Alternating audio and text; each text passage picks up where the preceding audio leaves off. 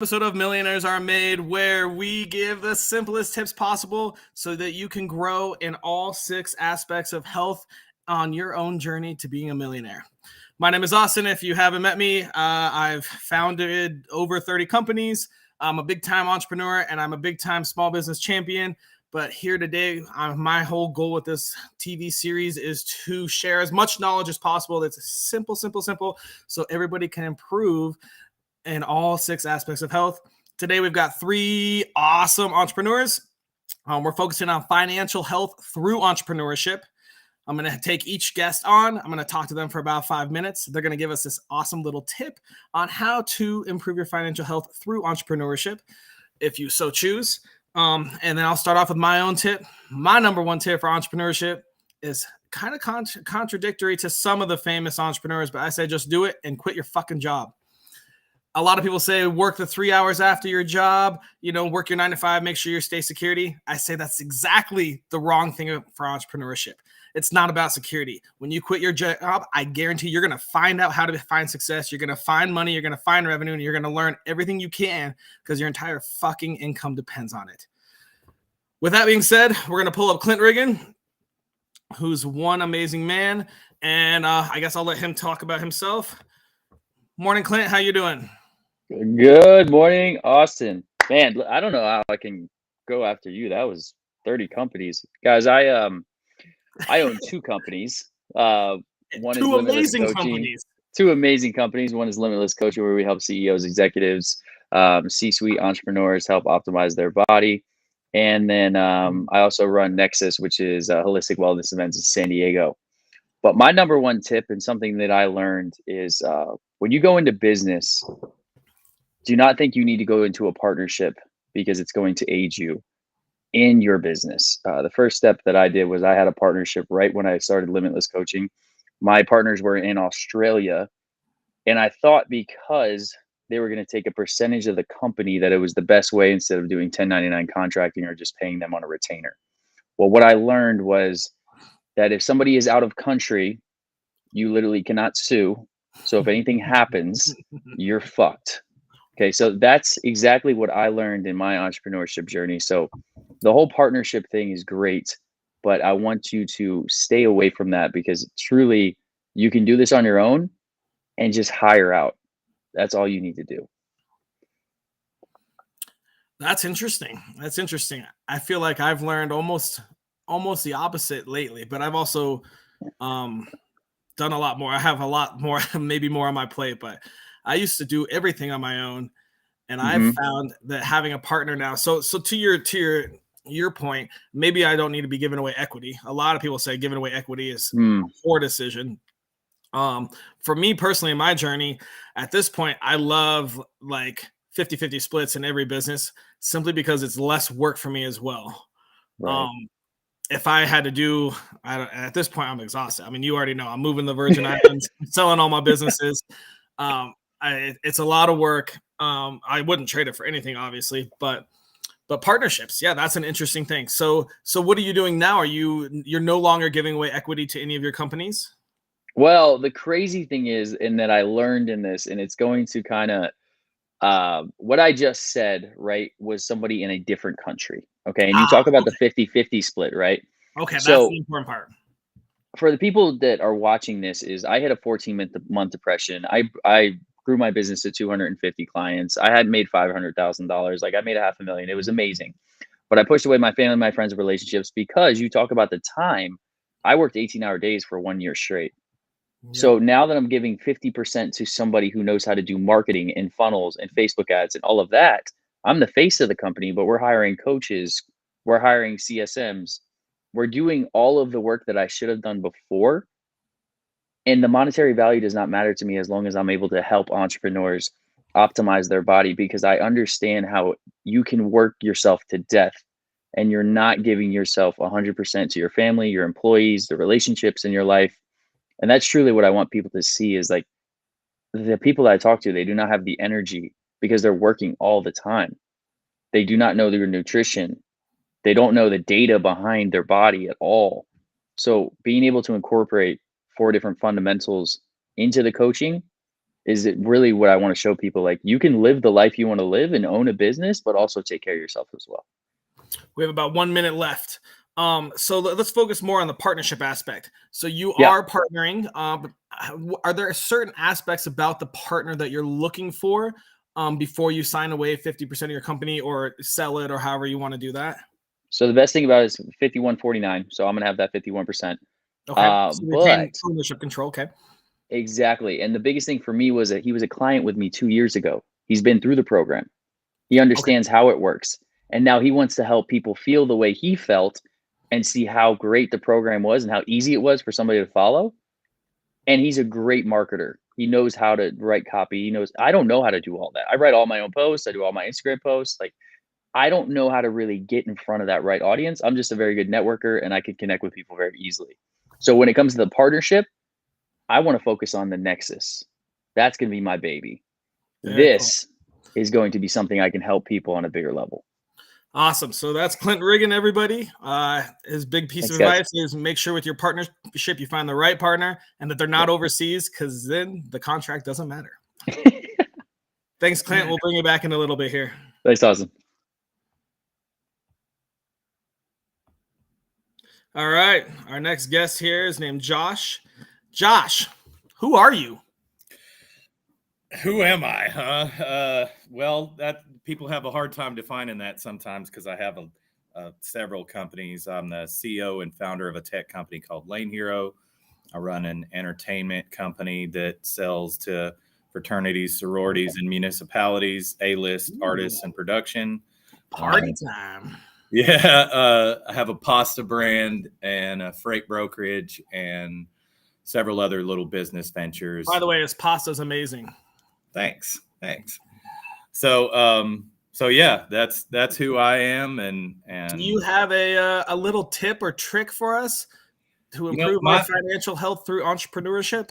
My tip is set your daily goals to stack your wins.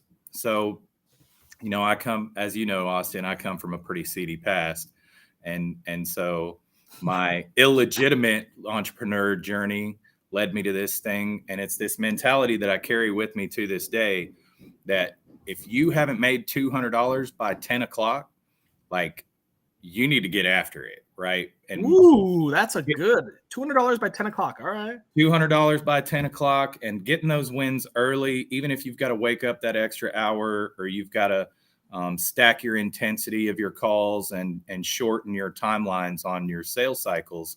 Like that goal alone, if you stack that over 5 days a week, 25 days out of the month, roughly over a course of a year's time, and you keep that intensity throughout the day, your financial health will improve. And then even going one further than that same intensity and going hard for, your family and your employees and your, relationships and your friendships is all the same thing. So, get up and get after it. Awesome. Is there any specific moment when you kind of learned this tip and decided that you wanted to start implementing it? Well, where I learned it from was selling drugs early. 10 a.m. was when your drug sales had to be at 200? Yeah, you had to make 200 by 10 a.m. or you were losing rank and you were not getting as many fronts and you weren't getting the opportunities that other players in the game were. So I just, my story is that I put down that life and transferred a lot of those skills into legitimate business.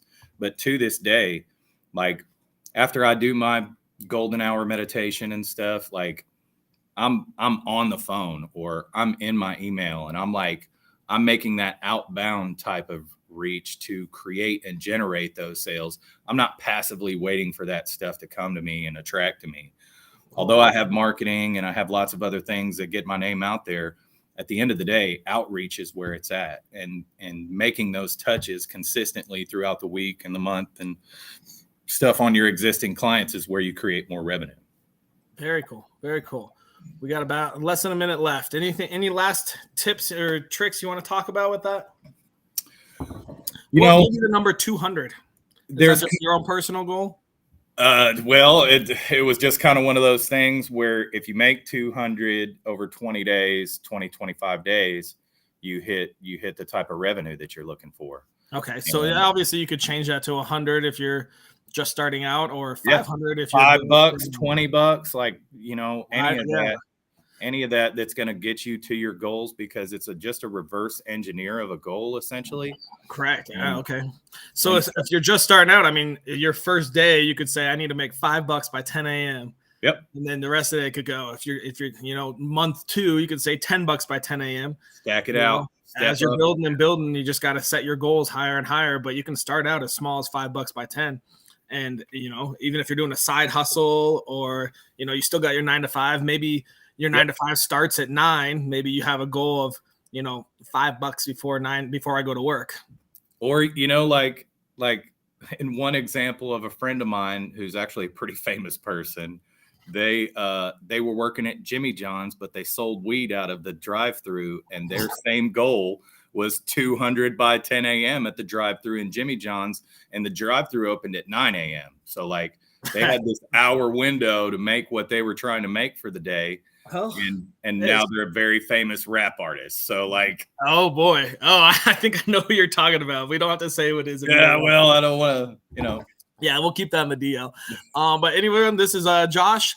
His tip for the day is set a tiny goal of an amount of money to make before like 10 a.m. I mean, you could really be flexible and say noon, depending on your schedule. If you're just starting out, you could say $5 by noon, something of that sort. If you're just starting out with e-commerce or consulting, maybe one consulting client a day.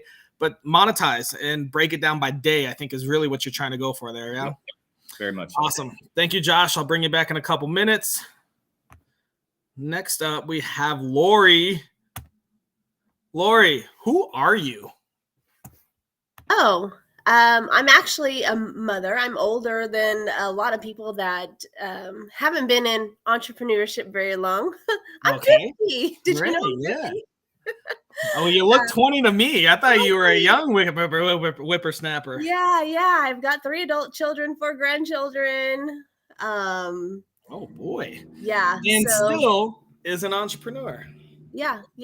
That I'll probably be that until I die, because I just believe that we are the backbone of America, and supporting one another is where it's at. That's what my passion is, to help others, be better in any way they can. I'm passionate in helping others in life, especially entrepreneurs, obviously. But I teach financial education, basically concepts that weren't taught to us in school. I do have a kettle corn business. Yummy kettle corn as well. Also eating that. Note that I know their food companies. Yeah. Yeah. So, that's it, between grandchildren and.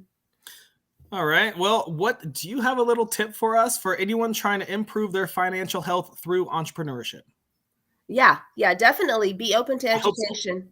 No matter what company or what you're trying to do, just always try to be better. Educate yourself more. Education. Okay. Yeah. Learn to manage your budget, for one. Obviously reading books and listening to podcasts that will help you grow. Like also. This one. Yeah. Advice. Always save and invest in a way where your money's working for you. Smart. So all those little tips, education is going to be one of the biggest ways. Yeah. Learn how to save, learn how to invest. Watch Millionaires Are Made every week. There you go. Yeah. Great. So how did you kind of learn about this? We have 1 minute, by the way. Well, when I learned about some of the concepts that I was not taught in school, they're not taught in school. Unless you're wealthy, then you know them. But my mind totally shifted. And I was like, holy shit, everybody needs to know this stuff. I wish I would have known it when I was 16 and pregnant, because my life would have been different, but that's not what God planned for me. So now here I am. Now you're a mother and a grandmother teaching others. Yeah. And I'm just trying to build a legacy where my grandchildren will be proud and they'll be set for life. So. Awesome. All right, everyone. Well, that's Lori. We're going to wrap that up real quick here. Her tip is education. Learn about specifically financial stuff, but learning. listening, reading, watching YouTube, doing whatever you can to learn about your financial health. Mhm. Does that sound right, Lori? Yes, correct. Awesome. All right. Well, I hope you guys enjoyed those 3 guests. We're going to go ahead and bring them all back in, and we will take any kind of questions from the audience. Anyone that's watching right now can feel free to input their questions for them. If you like any of these guests and want to hang out with them separately, we'll be posting all their contact info. So if you want to go talk to them one-on-one or go take one of their courses or whatever it is, or just learn, all 3 of them will not charge anything. They'll respond to text messages and Facebook messages, however you want to contact them. They're all givers. So feel free, reach out, say hi, ask them whatever you want to ask specifically. We will probably have more one-on-one longer podcasts with each of them on my other podcast, Arm Brands, in the future. But for now, just contact them. Shoot them a message. They love talking to people and sharing their thing. We're going to bring all 3 of them out right now, and we're going to go talk about each other's tips. And then we're going to come up with a weekly challenge for the next week so everyone can improve their financial health. And so we'll discuss that right about now. Clint, Josh, and Lori. Hey guys. So let's take a couple minutes here, maybe like a minute. Everyone do like 2 or 3 sentences on Clint's tip. So have any of you had any partnerships with overseas partners? Yep. Josh, how'd it go?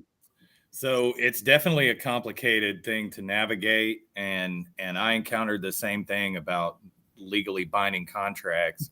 So I have a partner in Italy with my pasta brand. That's and right. We actually had to take and do an incorporation in Italy and an incorporation in the United States to create contracts with both, so that there was some type of accountability. But in particular, Italy, their government is not the most stable thing on the planet, and so there's definitely some inherent risk for having an international partner. And I think that that relationship building aspect of it is just so huge, because and everybody understanding that there is bigger risk, because it's like shit can crumble really, really quick. And it only takes that one, not even a wrong move, man. You can do all the right things and something circumstantially happen that just crumbles the whole infrastructure on an international deal like that. Lori, have you ever had an international partnership? No. All right. I'll tell you real quick a couple stories of mine. So back in 2013, I had a company called Instatricity. We developed power banks when they were really hot before they're mass produced. And my engineers designed ones that charged iPhone and Android, and the cable hid. So it was like a credit card size, and it charged about 60%, but you could slide it. It was, I think, exactly 4 millimeters thick. So it was about twice the size of a credit card. Wow. Really cool technology.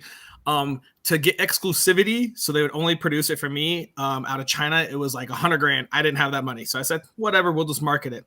We ended up sponsoring the Pan Am Games, so every American Olympian had one of them. Really cool time. And my buddy also, he did almost the same thing with a waterproof phone case before they were popular.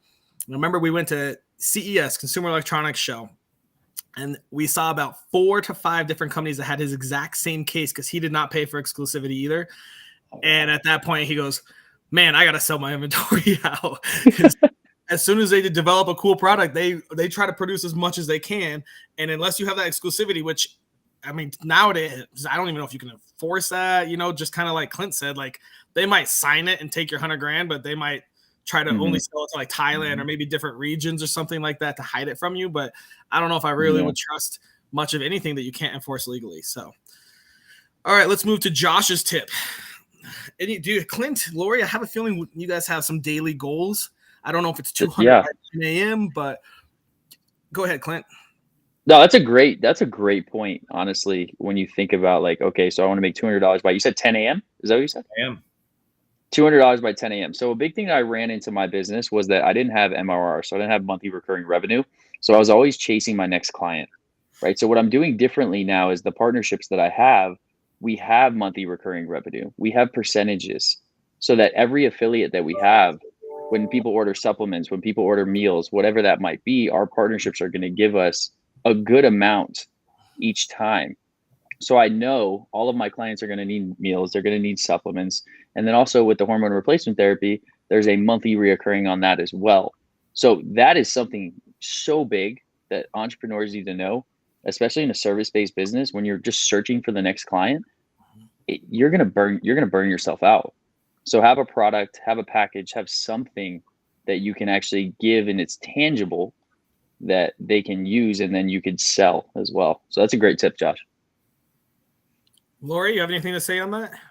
That is a great tip. And I kind of like tried that with the kettle corn, but I ended up focusing more on the education aspect of the financial industry.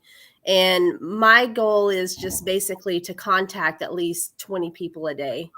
Mm-hmm. And 20 people a day. Do you have a set time or like before 5 p.m.? Well, yeah, I have it set up between 9 and noon, and that's a lot of time to contact that many people. Yes, but some people are a little bit chatty. Do you call them or text them or message them? I prefer to call them. I do all, but I prefer to call. But my goal is just to help them, get them on the schedule, to show them some concepts, because we do like 3 schedules, 3 different things. And then whatever they do with the concepts is on them. But I just want them to know. I don't want to leave anybody behind, because like I said, I'm older and I recently learned this not too long ago. And like I said, if I was 16 and again and knew this, it would be different for me. It's a total game changer, and the money will come. So I'm more focused on helping people with these concepts. That's a great point too, that the goal doesn't necessarily have to be a dollar amount. It can be a tangible thing that's attached to that dollar amount. Like if you need to schedule a certain amount of appointments a day, or you need to make a certain amount of connection calls, like it's all the same concept on a daily deal, right? Like, because you're going to get to the MMR like Clint's talking about. Exactly. And I think we all agree, brick by brick, essentially, if you're doing 20 calls a day, whatever it is, it's consistency and stacking it every day. So either you're doing 200 by 10 every day, great.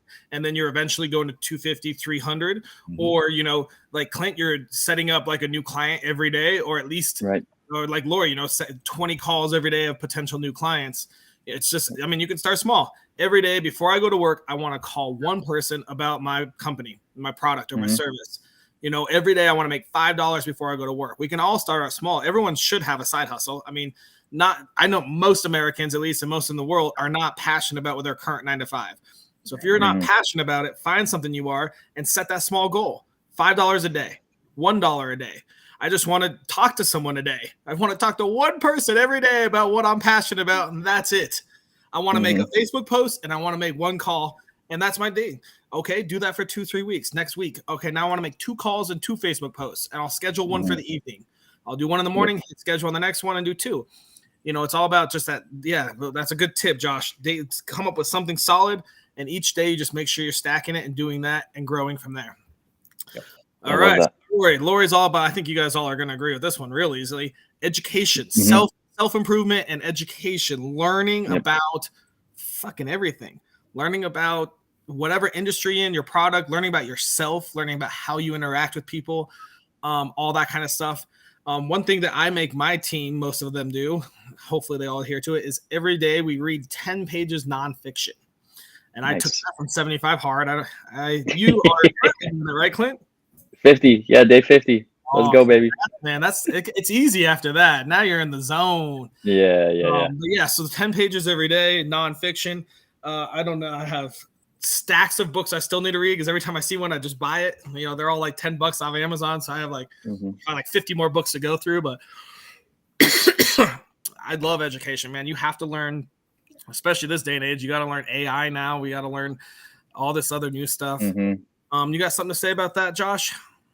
Yeah, I in particular, the self-education is something that really changed the dynamic of my life, because I had to go from being very aggressive in my interactions, is the way I'm going to put it, to really understanding how I come across to people and how I can communicate with my team or customers or different, vendors and different stuff, and the dynamics of those relationships. And the only way to really get there with it is to understand yourself intimately first, right?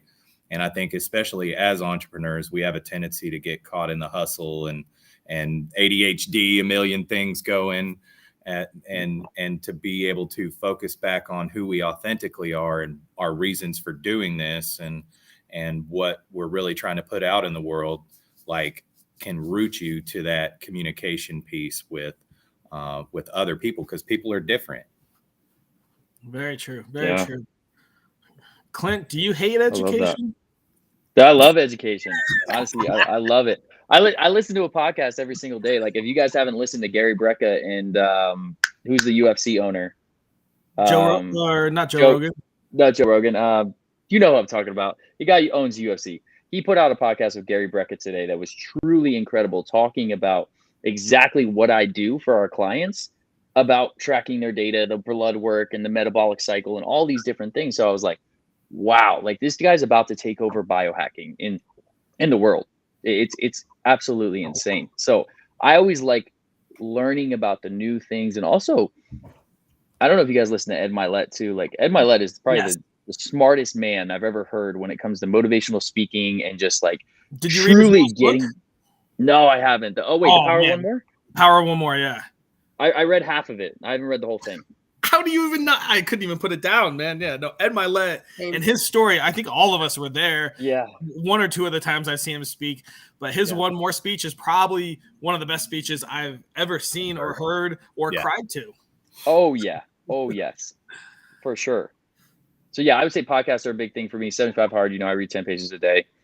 So I'm on my third book right now. Leadership 2.0 by John C. Maxwell is absolutely incredible. Being in a leadership role, as we all are, we need to know how to lead. So, yeah, that's my tidbit. 2.0. By who? John C. Maxwell. Well, that's going to be bought in the next 20 minutes. It'll sit on a shelf. I need to up it to like 50 pages a day. I'll be reading on the beach in the Virgin Islands all day, every day. There you go. Yeah, you will. Cool. All right, guys, we got about 2.5 minutes left. Let's go over a weekly challenge. So the goal with this is every day we can all go to our Brick by Brick group on Facebook, and we can post or Millionaires Are Made group. Both of these will have it. We're going to just have a weekly challenge and have people post and comment and take pictures showing that they did it. So we need to think of some way that tiny little thing that we can do to have a little challenge. And all three of you and me are all included. So we're going to have to show proof that we do this challenge. What do you guys think we should do? Ooh. I mean, it's not much of a challenge for me, but 10 pages a day is something I would be interested in. Yeah, I'd say like either listen to a podcast or read 10 pages a day. Like, you're doing some sort of education with yourself. I think that's a good one. Let's pick one or the other. 10 pages. 10 pages. 10 pages a day. All right, so let's make a weekly challenge for the next 7 days. Everyone reads 10 pages. We'll have our team go on Millionaires Are Made and the Brick by Brick group.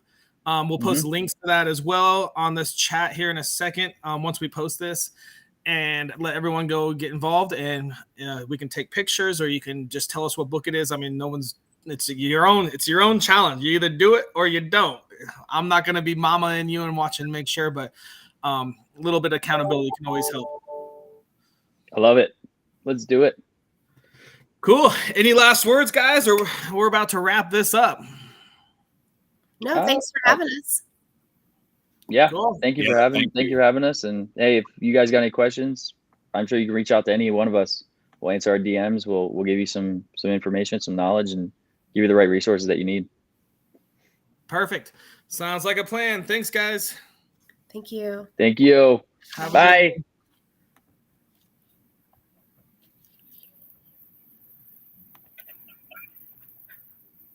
Do we stay here? No, you leave. Go away. No, be gone, he says. All right.